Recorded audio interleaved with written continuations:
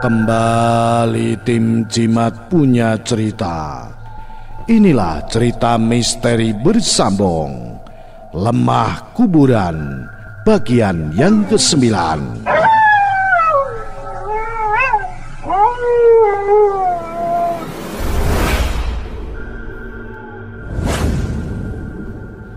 Menit demi menit berlalu. Terdengar suara kiak ayam beberapa kali. Namun sudah hampir 30 menit Mbok Tun tak juga kembali ke dapur. Bu Sundari yang berkali-kali memanggilnya dari jendela dapur merasa heran karena panggilannya tak direspon oleh Mbok Tun. Kata Bu Sundari yang sekali lagi kembali memanggilnya, yang mana untuk kali ini akhirnya Mbok Tun menanggapi. Tapi apa yang keluar dari mulut Mbok Tun dalam menjawab panggilan Bu Sundari terasa sangat aneh. Mati, mati, mati, teriak Mbok Tun dari dalam ruangan berisi kandang itu, beriringan dengan suara rontak kiak ayam. Astagfirullah. Sentak Bu Sundari yang mengamati dari balik jendela.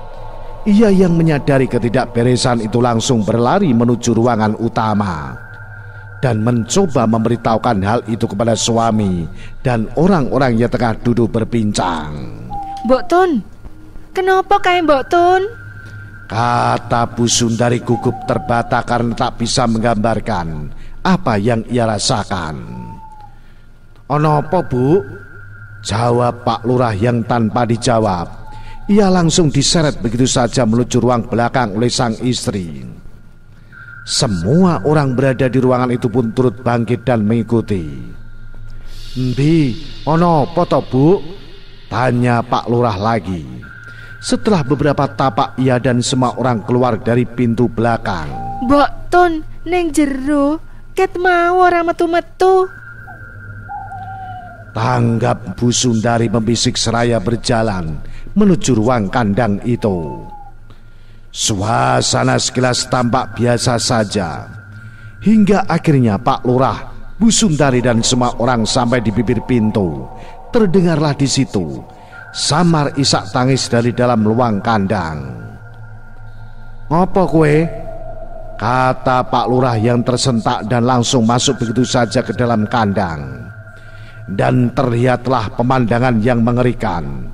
Di salah satu sudut, ya, itu adalah Mbok Tun yang sekarang terlihat menangis sambil duduk memeluk lutut dengan darah merah yang melumuri hampir seluruh wajahnya.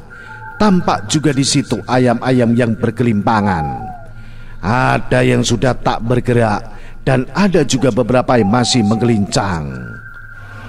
"Mbok," ucap Pak Lurah dengan sedikit terbata. Yang tak lama setelah itu Mbok Tun pun menjawabnya dengan tangisnya. "Dingapunten, Pak. Dingapunten. Kula mboten ngertos," kata Mbok Tun sambil menangis dan terisak. Mereka semua tidak tahu pasti apa yang terjadi. Begitu juga dengan Mbok Tun yang menurut pengakuannya pandangannya mendadak gelap ketika setapak melangkah masuk ke kandang dan kembali terbangun berlumur darah di antara ayam-ayam yang mati. Menurut Mbah Suyuti, diduga kuat Mbok Tun dirasuki oleh sesuatu yang membantai dan menghisap darah semua ayam yang berada di kandang. Entah apapun itu, yang jelas semua semakin aneh dan tidak masuk akal saja. Mbok Tun segera dibawa pulang ke rumahnya. Beberapa saat setelah ia ditenangkan dan membersihkan diri, semua orang hanya bisa ternganga menggelengkan kepala dengan kejadian-kejadian janggal yang semakin keterlaluan ini. Mangko bengi awak dhewe sak cukupe wae.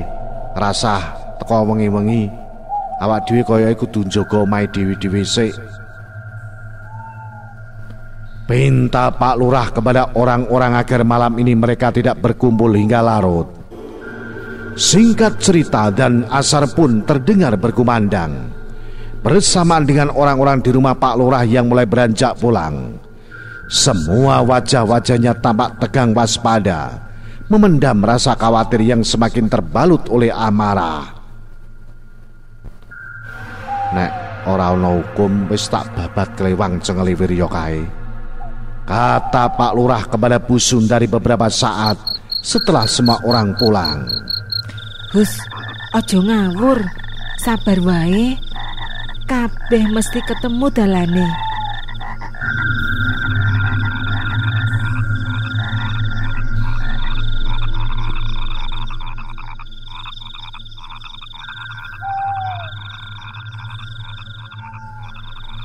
Singkat cerita, malam pun tiba.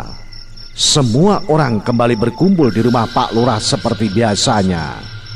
Dan sesuai apa yang diarahkan tadi sore, acara basa-basi itu tak berlangsung sampai larut. Mbah Gotro yang tiba-tiba mempunyai strategi menyuruh semua warga pendukung Lurah Pawiro agar melapor kalau bisa menangkap jika malam ini melihat gerak-gerik mencurigakan dari pendukung Juragan Wirya. Iki wis saya panas. Sampean ngerti kabeh to. Kono wis nganggo cara-cara sing ora wajar. Pokoke sampean saiki padha mulih njaga omahe dhewe-dhewe. Nek weruh botohe kono sing kira-kira mencurigakan langsung lapor kadus apa cekel dhisik nek wani. Kata Mbah Gotro seraya memberikan sebungkus rongkok kepada semua orang yang satu persatu mulai beranjak pulang dari rumah Pak Lurah itu. Kadus-kadus dan para tokoh juga beranjak tak lama setelah itu, kecuali Mbah Gotro yang terlihat kembali duduk bersama Pak Lurah, karena Mbah Rumi istri Mbah Gotro masih asik mengobrol dengan Bu Sundari di ruang belakang. Nuwun sewu Mbah, napa jenengan iku mboten eman kali duwite.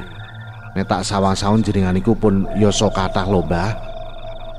Kata Pak Lurah secara empat mata kepada Mbah Gotro yang segera dijawab dengan sedikit tertawa. Bondo ra digawa mati ae to Mas Lurah. Ibarate mending tak obong tek ning donya. Angger iso dadi sing manfaat wis to, aja sumelang. Aku iki ikhlas kok. Jawab Mbah Gotro dengan gaya khasnya. Tak lama setelah itu istri Mbah Gotro pun keluar bersama Bu Sundari. Dengan wajahnya yang terlihat resah, orang yang kerap disapa Mbah Rumi itu tampak meragu saat mengajak Mbah Gotro untuk pulang. Arep bali tenan iki Pak, kata Mbah Rumi kepada Mbah Gotro. Ya molih to bune, mosok arep turu kene. Tanggap Mbah Gotro yang setelah itu balik bertanya kepada istrinya itu. Emangnya ngapa? Wedi ta? Mesti bar diceritane karo Bu Lurah to? Timpal Mbah Gotro. Mbah Rumi hanya tersenyum dan mengangguk, karena ternyata memang benar kalau ia baru saja mendengar cerita-cerita dari Bu Sundari. Ponto, nyare mriki mawon, kata kamar kosong kok. Setelah Bu Sundari saat itu, Mbah Gotro hanya menghela napas panjang seraya menatap ke arah Pak Lurah yang tak lama setelah itu juga mengatakan hal yang sama. Ambo inggih to kala-kala, lagian jenengan nggih teng griya namung tiyang kalih mawon to. Kata Pak Lurah mempertebal tawaran itu. Alah ora, turun ning omah wae ora apa-apa. Kata Mbah Gotro yang merasa istrinya sedikit terlalu berlebihan. Wis nek se wedi teko jagungan ning kene dhisik nganti wedine ilang. Ora apa-apa to? Tak lama setelah itu Mbak Sari anak Pak Lurah turut keluar sambil menggendong si kecil Dito yang kebetulan saat itu dia terbangun. Mereka pun kini duduk bersama dan kembali berbasa-basi. Beruntung dengan adanya cucu Pak Lurah itu yang mana membuat suasana seketika teralihkan. Perbincangan pun sejenak mulai berubah riang. Namun sayangnya semua itu tak bertahan lama ketika tiba-tiba Dito mengacungkan jarinya mengarah ke sudut jendela. Ma, ucap Dito dengan logat sadelnya menunjuk-nunjuk ke arah jendela. Suasana riang seketika menjadi agak senyap. Semua mata segera tertuju ke arah di mana Dito menunjuknya. Ono apa, Dek? Kata Bu Sundari kepada sang cucu yang kebetulan berada dalam pangkuannya. Sebagai balita Dito tentu tak cakap untuk menanggapi dan masih saja menunjuk-nunjukkan jarinya ke arah yang sama. Ma, ma, ma. Hingga bau pun tercium tiba-tiba menusuk tajam di penciuman mereka masing-masing.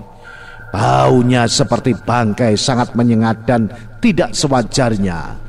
Hingga bersamaan dengan itu keganjilan pun bertambah oleh suara tangis seorang wanita yang kini terdengar dari depan rumah Pak Lurah.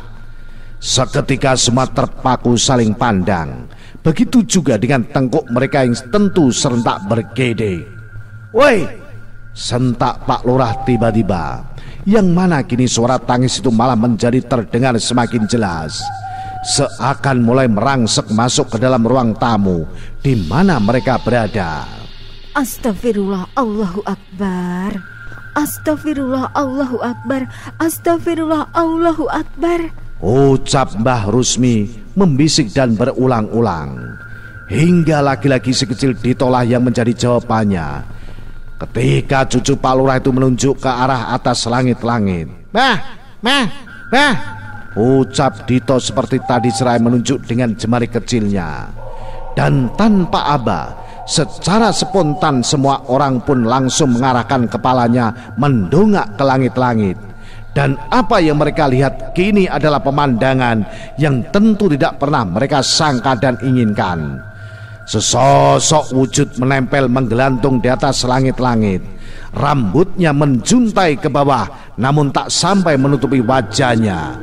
Dan dari sosok itulah pastinya suara tangis itu berasal. Entah apa yang menjadi maksudnya. Yang jelas mereka semua sekarang sama-sama sedang berada dalam puncak ketakutannya. "Allahu Akbar, Allahu Akbar, Allahu Akbar," ucap Pak Lurah dengan keluh menyeret kata-katanya, bersamaan dengan pandang matanya yang sepertinya sulit berpaling ke arah lain.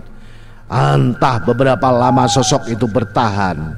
Yang jelas pada akhirnya wujud mengerikan itu pun menghilang naik menembus langit-langit ruang tamu itu sambil berkata, "Titenono siro kabeh," kata sosok situ membisik sebelum menghilang. Suasana pun perlahan mulai tenang. Begitu juga dengan tangis dan bau bangkai yang seketika mendadak hilang. Mereka yang masih berada di tempat yang sama kini hanya bisa menunduk dan tak tahu apa yang harus mereka lakukan. Nah, bagaimanakah kisah selanjutnya? Apa yang akan terjadi kemudian? Ikuti terus cerita misteri bersambung Lemah Kuburan seri selanjutnya. Salam Jimatres, salam satu misteri. Au.